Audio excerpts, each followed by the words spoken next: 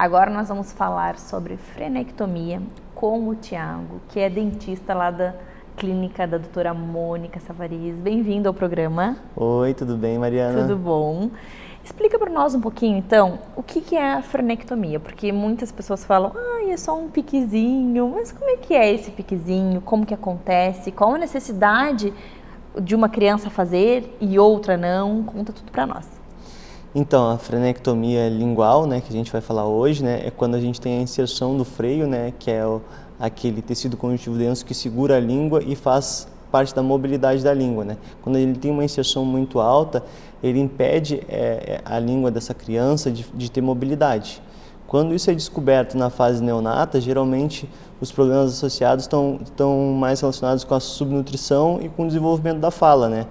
Então eu oriento sempre as mães a estarem atentas, né, se o seu nenê neonato está conseguindo fazer mamar direito, não está com nenhum atraso de fala, né, de começar a desenvolver a fala, ou se ela está com algum problema nutricional não justificável por ter uma alimentação balanceada e equilibrada, né. E a cirurgia é um piquezinho em alguns momentos, né, em outros ela já acaba não sendo. Eu sempre gosto de falar de oportunidade cirúrgica, né? Quando é um neonato, quando é um recém-nascido, acaba sendo um piquezinho mesmo e é uma cirurgia bem mais tranquila, com muito menos risco, que se resolve de uma forma bem mais simples, né? Que às vezes não vai ponto, né? E em suma a maioria dos odontopediatras, né? Das odontopediatras, do pessoal que cuida das crianças, né? Na parte odontológica, consegue resolver. Mas quando parte para uma parte pediátrica já, né, com uma criança de 5, 6 anos, já não é mais um piquezinho, né? Já é uma cirurgia mais invasiva, onde a gente tem que liberar a musculatura da língua que vai dar uma nova mobilidade na língua, né? Aí, quando a gente chega nessa fase aí, a maioria dos problemas que a gente enxerga são problemas de dicção, né? Problemas de fala, né? A criança que fala com aquele som clássico do R e do L, né? E a gente sabe que nas maternidades existe o teste da linguinha, que é para verificar se tem a linguinha presa ou não, mas isso acaba passando muitas vezes. Então, como é importante essa mãe, essa família, levar o bebê no odontopediatra para ver se está tudo certo. Porque o que acontece é que isso vai se estendendo e as mães acabam descobrindo depois na amamentação, porque uma consultora de amamentação foi ali, descobriu da linguinha, encaminha para o odontopediatra, mas aí já é um trabalho quanto que essa mãe já foi sofrendo na amamentação, quanto antes o bebê faz, melhor também para a recuperação, tem tudo isso, né? Exatamente, eu sempre indico o quanto antes for diagnosticado o problema, o quanto antes for visto aquilo, melhor é para a recuperação dessa criança, né? A gente vê casos ali que, por ter uma variação muito grande, né, da criança nascer com pesos muito diferentes, né, então às vezes acaba passando despercebido esse problema e às vezes não é o odontopediatra que avalia, que faz o teste da linguinha, né, no hospital. E aí isso acaba passando em branco, né, e a gente tem esses casos aí que acabam... E aí quando as famílias acabam descobrindo mais tarde, e aí já tem uma criança com 5 anos, vamos supor, daí foi um atraso na fala, a criança com 5 anos já deveria falar o R, não está falando, foi para a fono e a fono descobriu. Aí vai para o dentista, para o odontopediatra, enfim, e o que vem pela frente? Aí a gente tem uma cirurgia, né? Aí já é uma cirurgia bem mais... Adeus, piquezinho. É uma cirurgia bem mais invasiva, como eu falei, né? São feitos pontos, né? Sutura, que a gente chama, né? Naquela região.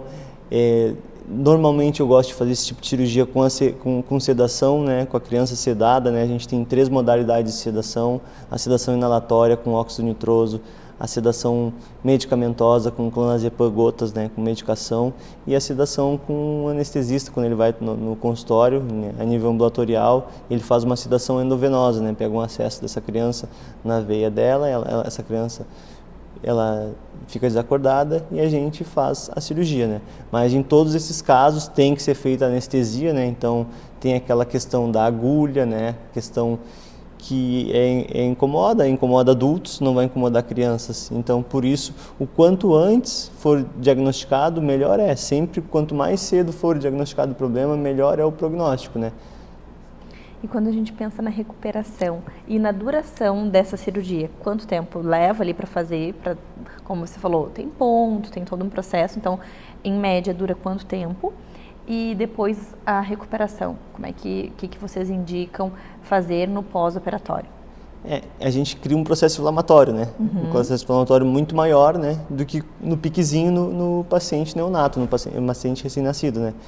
Então, o que a gente tem que fazer com essa criança aí é evitar que ela faça esforço físico, né? Que é praticamente impossível, né? A criança passa correndo e pulando, mas a gente tem uma grande vantagem que as crianças, em suma maioria, recuperam muito rápido, né? Então a recuperação ela é uma coisa legal, ela é uma coisa tranquila comparada a crianças. Mas lógico, a gente passa uma série de medicações, né? Anti-inflamatórios e analgésicos, né? Para essa criança não sentir dor, não sentir nenhum desconforto na recuperação. Os cuidados que deve ter alimentação líquida e pastosa, fria e gelada, e esse velho problema que a gente tem, que é evitar o esforço físico da criança, né? Que as crianças às vezes não compreendem, que ela não pode correr, que ela não pode brincar. E a gente tem crianças que são assim, né? E esse acaba sendo um dos desafios dos pais. Acaba sendo a parte mais difícil, é segurar a criança depois da cirurgia. Exatamente. Porque qualquer movimento brusco pode prejudicar ali, abrir um ponto. Piorar a cicatrização, né? Piora a cicatrização, aí em alguns casos é muito difícil, mas pode ser necessária uma reabordagem cirúrgica, né? Então, por isso que a recuperação é muito importante os cuidados pós-operatórios, né? Em torno de 7 dias a criança já está em 100%, né?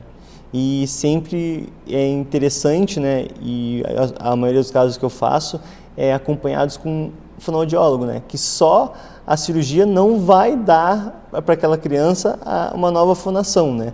Ela vai ter uma língua que vai estar muito mais solta naquela boca, né? Que vai necessitar de uma readaptação. Essa readaptação é feita com um fonoaudiólogo que vai melhorar a dicção dessa criança. Que legal. Muito obrigada por trazer essas informações para nós, por dividir um pouco do que tu faz conosco. Eu espero que você tenha gostado. Se você ficou com alguma dúvida, se quer conhecer um pouco mais do trabalho do doutor, manda mensagem para o Minuto Mamãe Bebê, a gente encaminha para ele, para os responsáveis lá da clínica da doutora Mônica Savariz, que eu tenho certeza que você vai se sentir bem mais seguro caso precise fazer um procedimento como esse. Obrigada, até a próxima. Eu que agradeço, Mariana. Obrigado.